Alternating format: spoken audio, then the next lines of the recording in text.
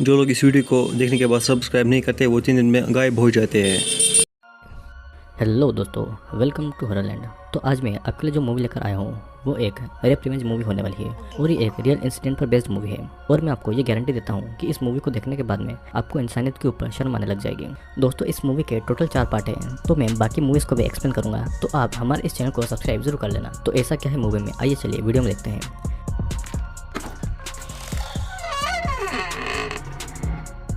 इस मूवी की कहानी शुरू होती है जेनिफर नाम की एक लड़की से, जो कि अपनी कार से एक जगह पर जा रही थी। जेनिफर एक राइटर थी और वो एक बुक लिखने के लिए वहाँ पर आई हुई थी। वो एक जगह पर रुककर अर्ल नाम के एक आदमी से मिलती है, जो कि उसे जंगल के बीच में बने एक केबिन को देने वाला था। जेनिफर के लिए बुक लिखने के लिए ये जगह बहुत ही अच्छी थी, क्योंकि ये केबिन नेचर के बीचों बीच शांत जगह पर बना हुआ था। अब फिर अर्ल जेनिफर को रास्ता समझा देता है और जेनिफर उस केबिन की तरफ निकल पड़ती है। लेकिन कुछ ही टाइम के बाद में वो रास्ता भटक चुकी थी और वो एक गैस स्टेशन पर आकर रुक जाती है। वो अपनी कार में पहले तो फ्यूल डलवाती है और उस गैस स्टेशन के बाहर 2 लड़के खड़े हुए थे, जिनका नाम एंडी और स्टैनली था। वो दोनों जेनिफर को घूर रहे थे, पर जेनिफर उन पर ज्यादा ध्यान नहीं देती है। तभी वहाँ पर एक और लड़का आता है। इस लड़के का नाम जॉनी है और जॉनी उसे सही रास्ता बता देता है, लेकिन वो जेनिफर के साथ में फ्लर्ट भी कर रहा था और जेनिफर इस बात पर हंस देती है। और ये सुनकर जॉनी के दोस्त भी हंसने लग गए थे, जिससे कि जॉनी की इंसल्ट हो गई थी। फिर जेनिफर उसे सॉरी बोल के वहाँ से चली जाती है। अब कुछ देर के बाद में जेनिफर अपने केबिन पर पहुंचती है और वो केबिन बहुत सुंदर था। वो केबिन के अंदर आकर अपने सामान को रखती है और वहाँ पर वो बुक लिखना स्टार्ट कर देती है। जेनिफर वहाँ के नेचर का भी आनंद लेती है और शाम को वो अपने दोस्त से फोन पर बात कर रही थी और तभी उसे आउट हाउस में से कुछ आवाज आती है। और जब वो वहाँ पर देखने जाती है तो देखते हैं कि अंदर एसिड और बहुत सारे केमिकल्स के डब्बे रखे हुए थे। और वहाँ से निकलकर फिर से अपने केबिन में बैठकर वाइन पीने लगती है। लेकिन तभी वाइन उसके कपड़ों पर गिर जाती है और वो अंदर जाकर अपने कपड़े निकालकर उसे धोने लगती है। लेकिन वहाँ पर कोई था जो कि केबिन के बाहर से कैमरा में जेनिफर को शूट कर रहा था। और इस समय जेनिफर अपने अंडरगारमेंट्स में थी और जेनिफर को ये बात जरा भी पता नहीं थी। अब अगली सुबह जेनिफर जंगल की तरफ जॉगिंग करने जाती है और तभी उसे वहाँ पर एक सुनसान घर दिखाई देता है, जहाँ पे कुछ हथियार भी थे। और फिर थोड़ी देर घर को देखकर वो वहाँ से चली जाती है। अब अपने केबिन में वापस आकर वो देखती है कि उस केबिन के नल से खराब पानी निकल रहा है और वो टॉयलेट की तरफ जाती है तो टॉयलेट का भी वही हाल था। जेनिफर प्लम्बर को कॉल लगा और कहती है कि वो किसी को उस नल को ठीक करने के लिए भेज दे। जेनिफर जैसे ही फोन काटती है तो उस टाइम फोन टॉयलेट में गिर जाता है, जिसके बाद में वो फोन तो सुखा लेती है, लेकिन उसका फोन अब काम नहीं कर रहा था। अब थोड़ी देर के बाद में मैथ्यू नाम का एक लड़का उसके केबिन का नल ठीक करने के लिए आ जाता है। मैथ्यू थोड़ा एबनॉर्मल था, पर वो बहुत ही अच्छे से वहाँ के नल को ठीक कर देता है और खुश होकर जेनिफर उसे किस कर देती है, जिससे कि मैथ्यू शर्मा जाता है और वो फिर वहाँ से चला भी जाता है। अब एक जगह पर वे तीनों दोस्त जॉनी, एंडी और स्टैनली एक मछली को तड़पा तड़पा कर मार के खुश हो रहे थे। और स्टैनली ये सारी चीजें अपने कैमरा में शूट करके खुश हो रहा था और उसे देखकर ये लग ही रहा था कि उसे दूसरों को दर्द देने में बहुत मजा आता है। और तभी वहाँ पर मैथ्यू आता है उनके साथ में मछली पकड़ने के लिए। वे तीनों जेनिफर की बात निकाल ही रहे थे और तभी मैथ्यू ये कह देता है कि जेनिफर ने उसे किस किया है। और ये सुनकर जॉनी को गुस्सा आ जाता है, क्योंकि जेनिफर ने उसे कोई भाव नहीं दिया था। और तभी स्टैनली जॉनी को वही वीडियो दिखाता है जिसे उसने कल रात को चुपके से शूट किया था। और जेनिफर को अंडरगारमेंट्स में देखकर उन तीनों के अंदर का जानवर जाग जाता है और उन तीनों के मुताबिक वो इसलिए यहाँ पर अकेली रह रही है ताकि वो किसी के साथ कुछ भी कर सके और फिर वे भी तो उसका फायदा उठा सकते थे। और आखिरकार जेनिफर भी यही चाहती थी, मतलब कि इन सब की इतनी ज्यादा घटिया सोच थी। अब रात के समय जेनिफर अपने राइटिंग का काम कर रही थी और उसका फोन अभी तक खराब था और थक के वो कुछ देर सोने के लिए चली जाती है। कुछ देर के बाद में वो उठकर जब घर के बाहर देखती है तो उसे ऐसा लग रहा था कि कोई बाहर है और वो आवाज लगाती है, लेकिन बाहर कोई नहीं था। वो वापस से अपने केबिन के अंदर जाती है और तभी एक आवाज से वो डर जाती है। वो जब देखने जाती है तो वहाँ पर एक मरी हुई बर्ड पड़ी हुई थी। अब फिर जेनिफर आउट हाउस की तरफ जाकर भी देखती है और जब वो वापस से केबिन के अंदर आती है तो देखती है कि उसके लैपटॉप पर जॉनी, एंडी और स्टैनली की फोटोज थी। जेनिफर ये देखकर शॉक्ड हो जाती है और वो तीनों उस केबिन में घुस जाते हैं। स्टैनली कंटिन्यूअसली वीडियो बना रहा था और एंडी जेनिफर के अंडरगारमेंट्स का मजाक बना रहा था। जेनिफर उनको घर से निकल जाने को कहती है, लेकिन उसकी बात कोई नहीं सुनता है। अब जॉनी मैथ्यू को लेकर आता है और जेनिफर से कहता है कि तुमने नल ठीक कराने के बदले किस तो क्या, लेकिन मैथ्यू को पैसे नहीं दिए। और तब जेनिफर अपना बैग खोलती है मैथ्यू को पैसे देने के लिए, लेकिन जॉनी उसे मना करके उससे पूछता है कि वो यहाँ पर क्यों आई है। तब जेनिफर बताती है कि वो एक राइटर है और उसका बॉयफ्रेंड भी जल्दी यहाँ पर आ जाएगा। ये सुनकर वे तीनों हंसने लगते हैं, क्योंकि उनको पता था कि जेनिफर झूठ बोल रही है। वे लोग फिर जेनिफर के साथ में बदतमीजी करते हैं और जॉनी जेनिफर को उसकी गोद में बैठकर ड्रिंक करने को कहता है, लेकिन जेनिफर उसकी बात नहीं मानती थी तो जॉनी उठकर उसके पास जाकर उससे जबरदस्ती ड्रिंक करवाता है। जेनिफर भी मजबूरी में ड्रिंक कर लेती है और एंडी जलती हुई माचिस को जेनिफर की तरफ फेंक रहा था। जेनिफर बार बार उसको रोते हुए वहाँ से जाने को कह रही थी पर वे वहाँ से निकल ही नहीं रहे थे। जॉनी जेनिफर को उसके दांत दिखाने को कहता है और उसके दांतों को पकड़कर उसे उखाड़ने की धमकी भी देता है। मैथ्यू कोने में बैठकर ये सब देख रहा था और जॉनी एक बेसबॉल बैट से जेनिफर को मार ही रहा था। फिर जॉनी एक गन निकालता है और गन देखकर जेनिफर बहुत ज्यादा डर जाती है। जॉनी जेनिफर को उस गन को किस करने को कहता है और जेनिफर डर के मारे ऐसा ही करती है। जॉनी फिर उस गन को उसके मुंह में डालकर उस गन को जबरदस्ती अपने मुंह में लेने को कहता है और कहता है कि उस गन को वो जॉनी का प्राइवेट पार्ट समझकर उसे प्लेजर दे। जॉनी फिर मैथ्यू के पास जाता है और एंडी जेनिफर के पास आकर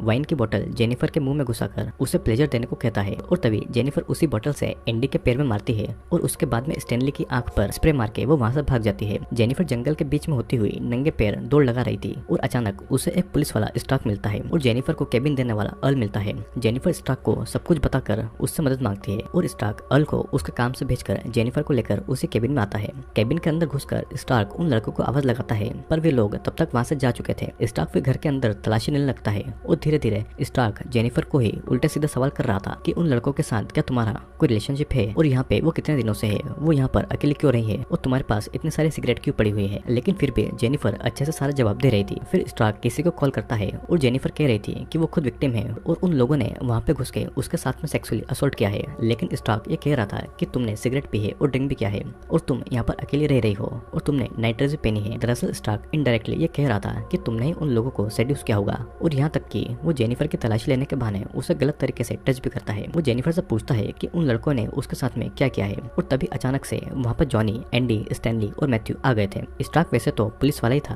पर वो भी इन लोगों के साथ में मिला हुआ था। जेनिफर सभी को देखकर बहुत ज्यादा डर जाती है और अब तो स्टार्क भी जेनिफर को सेक्सुअली हरास कर रहा था। वो अपने गन से उसकी बॉडी को हर जगह टच कर रहा था और स्टैनली सारी चीजें अपने कैमरा में शूट करने के लिए बिजी था।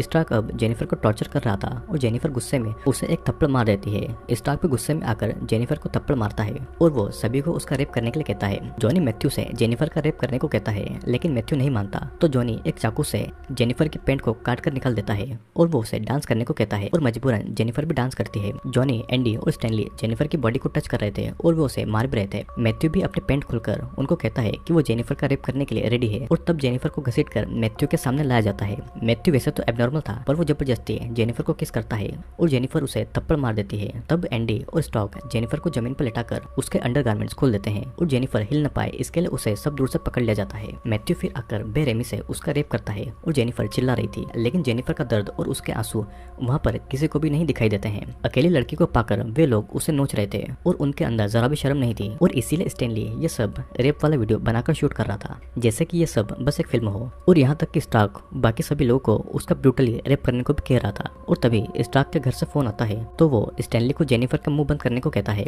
वो दूर जाकर फोन पे बात करने लगता है और ये फोन उसकी बेटी का था। वो अपनी बेटी से बात करके फोन काट देता है और जेनिफर को मौका मिलते ही वो मैथ्यू को थप्पड़ मारने लगती है और तब मैथ्यू जेनिफर का ही गला दबाकर उसे और ब्रूटल तरीके से उसका रेप करता है। अब कुछ देर के बाद में मैथ्यू रुक जाता है पर जेनिफर दर्द में हिल भी नहीं पा रही थी और किसी तरह से वो वहां से उठकर घर से निकलकर जंगल के बीच धीरे धीरे जाने लगी थी। वो जब जंगल की तरफ जा रही थी तो उसके शरीर पर बिल्कुल भी कपड़े नहीं थे और कुछ दूर जाते ही वे सभी लोग वहां पर आ जाते हैं। एंडी म्यूजिक बजा रहा था और स्टैनली वीडियो शूट कर रहा था और जॉनी जेनिफर के पास आकर उसके बालों को पकड़कर उसे जमीन पर फेंक देता है और उसके शरीर पर जो बचे कुछ कपड़े थे वो उसे भी फाड़ कर निकाल देता है। स्टैनली एक जगह पर कैमरा को रखता है और कैमरे की स्क्रीन पर वो जेनिफर को ही उसका फेस दिखाकर एंडी उसे उसकी हालत दिखाता है। एंडी फिर बार बार गंदे पानी में जेनिफर का सर डुबा रहा था और जेनिफर बार बार उसे माफी मांग रही थी और उसे छोड़ देने को कह रही थी और ये सब कुछ उस कैमरा में रिकॉर्ड हो रहा था। वहाँ पर मौजूद लोगों में से किसी को भी जेनिफर का दर्द और उसकी चीखों से कोई फर्क नहीं पड़ रहा था और जेनिफर का रेप होता हुआ सभी लोग एंजॉय कर रहे थे। जेनिफर फिर स्टार्क की गन को उठाने वाली थी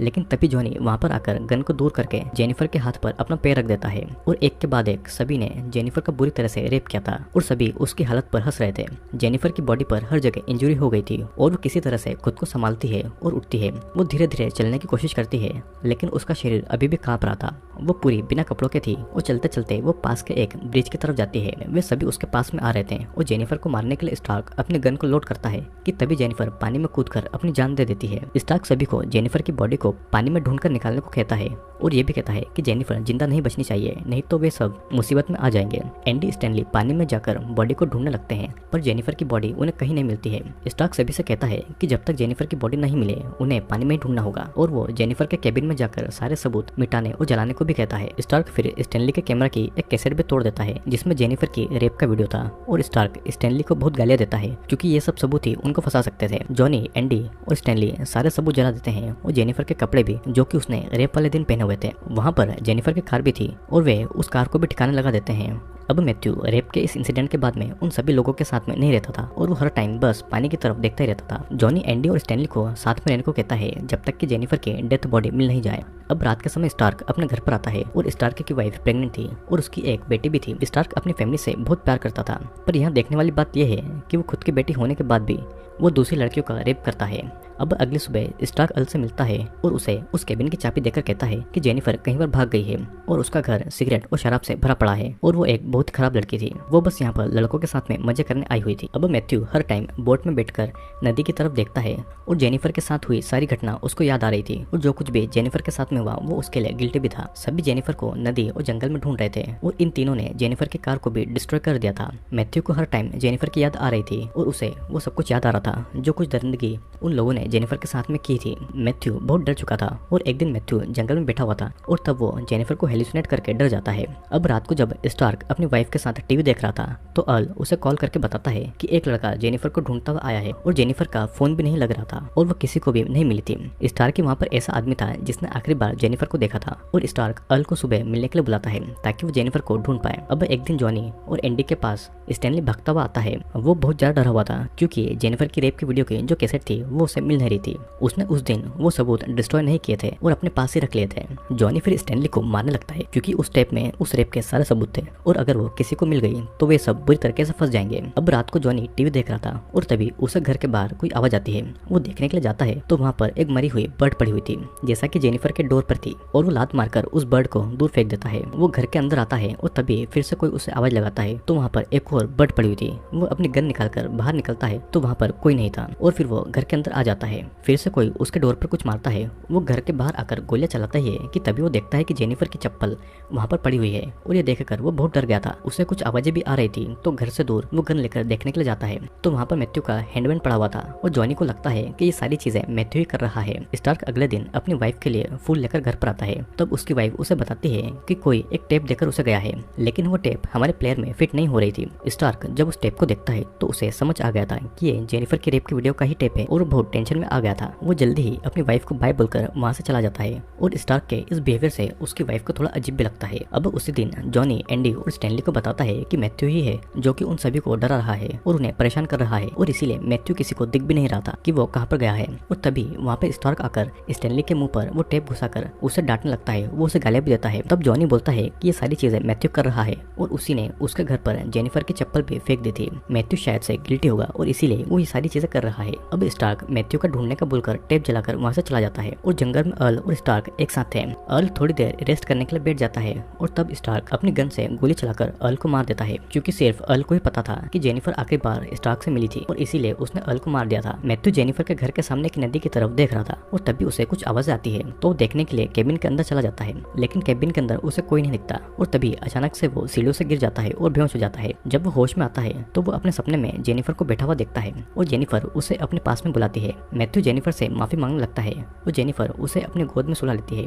मैथ्यू बहुत रोए जा रहा था और तभी जेनिफर एक रस्सी से उसका गला दबा देती है और मैथ्यू बेहोश हो जाता है। मैथ्यू बेहोश होते टाइम भी जेनिफर को सॉरी बोल रहा था लेकिन जेनिफर के साथ में जो उसने किया है उसकी भरपाई उसकी सॉरी नहीं कर सकती थी, जिसके बाद में जेनिफर मैथ्यू को घसीटते हुए कहीं पर ले जाती है। अब जंगल में एंडी और स्टैनली मैथ्यू को ढूंढ रहे थे। एंडी को ऐसा लग रहा था जैसे कि कोई उसके पीछे है और वो वहीं पर जाने लगता है। तभी स्टैनली उसे डरा देता है। दोनों कुछ आवाजें सुनते हैं और वहाँ उसका पीछा करने लगते हैं। उनको लगता है कि शायद उनके पीछे मैथ्यू है और वे दोनों जंगल के उसी सुनसान घर में आ जाते हैं। एंडी मैथ्यू को ढूंढने उसके अंदर जाता है और स्टैनली घर के बाहर ही देख रहा था। अचानक से स्टैनली को जेनिफर दिखाई देती है और उसे एक स्माइल देती है। स्टैनली जेनिफर को पकड़ने के लिए उसके पास जाता है और तभी उसका पैर एक जानवर को पकड़ने वाले ट्रैप में फंस जाता है जिससे कि वो दर्द के मारे चिल्ला रहा था और वो एंडी को बुला रहा था। एंडी एंडी बाहर आकर देखता है तो स्टैनली के पैर की हड्डियां निकल रही थी और उसका पैर खून से लथपथ भी था। और तभी जेनिफर पीछे से आकर एक बेसबॉल के बैट से एंडी के सर पर मारकर उसे बेहोश कर देती है और स्टैनली के सर पर मारकर उसे भी वो बेहोश कर देती है। एंडी को जब होश आता है तो वो खुद को एक बाथटब के ऊपर लकड़ी पर बंधा हुआ पाता है। तो तभी उस बाथटब में पानी भी चालू होने लगा था और वो डर के मारे स्टैनली को आवाज लगाता है।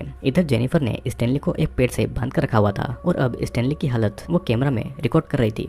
जेनिफर उसी तरह से कैमरा को स्टैनली की तरफ रखती है जिस तरह से स्टैनली ने रेप के टाइम पर उस कैमरा को रखा हुआ था। फिर जेनिफर एक मरा हुआ चूहा स्टैनली के मुंह में घुसाती है और उसे खिला देती है। स्टैनली को उल्टियां हो जाती है और फिर जेनिफर मछली पकड़ने वाले कांटों को स्टैनली की दोनों आंखों की पलकों में घुसाकर रस्सियों से खींचकर उसे पेड़ से बांध देती है ताकि स्टैनली की आंखें खुली रहें। अब फिर वो एंडी के पास आती है और एंडी को डराने लगती है। एंडी उससे माफी मांगता है लेकिन माफी से कुछ नहीं होने वाला था क्योंकि जेनिफर को तो अपने रेप का बदला चाहिए था। वो एंडी को भी पानी में डुबाने लगती है जिस तरह से एंडी ने उसे डुबाया था। फिर वो स्टैनली के पास आती है और स्टैनली की पलकों से खून ही खून निकल रहा था। जेनिफर फिर एक मछली के मांस को उसके मुंह के चारों तरफ लगाती है और वहां से एंडी के पास आ जाती है। एंडी के पास आकर जेनिफर फिर से उसको पानी में डुबाती है और निकालने लगती है और फिर जेनिफर एक एसिड के पाउडर को उस बाथटब के पानी में मिला देती है और वहां से वो एक लकड़ी को निकाल देती है ताकि एंडी का बैलेंस बिगड़ जाए और वो एसिड के अंदर डूब जाए। एंडी खुद को संभाल नहीं पाता है और एसिड में उसका मुंह डूब जाता है। जब वो एसिड के पानी से बाहर निकलता है तो उसकी जुबान गल चुकी थी और उसका चेहरा भी जल रहा था और धीरे धीरे उसका पूरा चेहरा गल गया था। इधर मछली के मांस की बदबू सुनकर बर्ड्स वहां पर आकर स्टैनली को नोच नोच कर खा रही थी और स्टैनली ये सब खुद के ही कैमरा की स्क्रीन पर खुद को देख रहा था। वो पक्षी उसकी आंखों को भी नोच कर खा रहे थे और एंडी और स्टैनली दोनों चिल्ला चिल्लाकर मर जाते हैं। अब कुछ देर के बाद में जेनिफर वहां पर आकर एंडी की बॉडी बाथटब से निकालती है और उसका पूरा चेहरा गल गया था और बस उसका कंकाल दिखाई दे रहा था और स्टैनली को तो उन चिड़ियाओं ने नोच नोच कर खा लिया था। और एक तरीके से ये भी कहा जाता है कि उन चिड़ियाओं ने भी अपना बदला लिया जिस तरीके से वे लोग उन बर्ड्स का शिकार करते थे। अब जॉनी अपने गैस स्टेशन पर था और वहाँ पर एक हॉट लड़की को देखकर वो उससे बातें करने जाता है पर वो लड़की और कोई नहीं जेनिफर थी और वो जॉनी को बेहोश करके अपने साथ में ले जाती है। जेनिफर ने जॉनी को बिना कपड़ों के उसी सुनसान घर में लटकाकर बांध रखा था और अभी भी जॉनी की अकड़ नहीं गई थी। वो अभी भी जेनिफर को गालियां दे रहा था। जेनिफर जॉनी को उसका दांत दिखाने को कहती है जिस तरीके से जॉनी ने उसके साथ में किया था। फिर वो एक हथियार से जॉनी के सारे दांत एक एक करके उखाड़ देती है और दर्द के मारे जॉनी का पेशाब निकल गया था। अब फिर वो जॉनी से भी उस गन को प्लेजर दिलवाती है जैसा कि उसके साथ में किया गया था और अभी भी जॉनी जेनिफर को गालियां दे रहा था और हंस रहा था। जेनिफर अब एक घास काटने वाली कैंची को जॉनी के सामने दिखाती है जिसे देखकर जॉनी भी अब डर गया था। फिर तभी जेनिफर जॉनी के प्राइवेट पार्ट को उस कैंची से काटकर उसके मुंह में घुसा देती है और थोड़ी देर के बाद में हम देखते हैं कि जॉनी भी चिल्ला चिल्लाकर मारा गया था। अब जेनिफर स्टार्क की बेटी की टीचर बनकर स्टार्क के घर जाती है और स्टार्क के साथ फोन पे बात करती है। स्टार्क जेनिफर की आवाज सुनकर डर जाता है और वो अपने घर जाता है। घर जाकर उसे पता लगता है कि उसकी बेटी को जेनिफर लेकर गई है और वो डर के अपनी बेटी को ढूंढने लग गया था। वो एक पार्क से होता हुआ एक जंगल की तरफ जाता है और वो अपनी बेटी को आवाज लगाता है जिसके बाद में वो अपनी कार में बैठ जाता है। तो जेनिफर पीछे से आकर उसके सर पर मार के स्टार्क को बेहोश कर देती है। स्टार्क को जब होश आता है तो वो बंधा हुआ था और उसकी पैंट भी उतरी हुई थी। हम ये भी देखते हैं कि एक गन को उसके पीछे घुसाया हुआ था और वो अपनी हालत को देखकर बहुत ज्यादा रो रहा था। जेनिफर फिर स्टार्क को ही कहती है कि पुलिस समझकर उसने उस पर विश्वास किया पर उसने भी उसका फायदा उठाया। वो उस गन को और ज्यादा उसके पीछे घुसा देती है और वो गन से ही स्टार्क का रेप करने लगती है। फिर वो गन के ट्रिगर को एक रस्सी से बांधकर रस्सी का दूसरा हिस्सा मैथ्यू के हाथ में बांध देती है ताकि जब मैथ्यू को होश आए तो वो अपना हाथ हिलाए और गन की गोली चल के स्टार्क के पीछे से होती हुई उसके मुंह से बाहर निकले और गोली मैथ्यू को लग जाए और एक ही गोली में दोनों एक साथ मारे जाएं। जेनिफर बाहर आकर बैठ जाती है और थोड़ी देर के बाद में जेनिफर ने जैसा प्लान किया था ठीक वैसा ही होता है और दोनों एक ही गोली से मारे जाते हैं। और इसी के साथ में ये मूवी यहीं पर एंड होती है। ये मूवी एक रियल लाइफ स्टोरी पर बनी हुई है जहाँ पर 1983 में एक लड़की के साथ में गैंगरेप हुआ था और उस रेप में फंसे हुए लोगों को बहुत कम सजा हुई थी और इस फिल्म में जिस तरीके से रेपिस्ट को मारा गया था यही रेपिस्ट की असली सजा होनी चाहिए। दोस्तों आई होप आपको ये वीडियो जरूर पसंद आया होगा और हाँ मैं आपको बता देता हूँ इस मूवी के और भी पार्ट्स हैं जो कि जल्दी आने वाले हैं तो आप जल्दी से हमारे चैनल को सब्सक्राइब कर लेना क्योंकि मैं और वीडियोस लेकर आने वाला हूँ।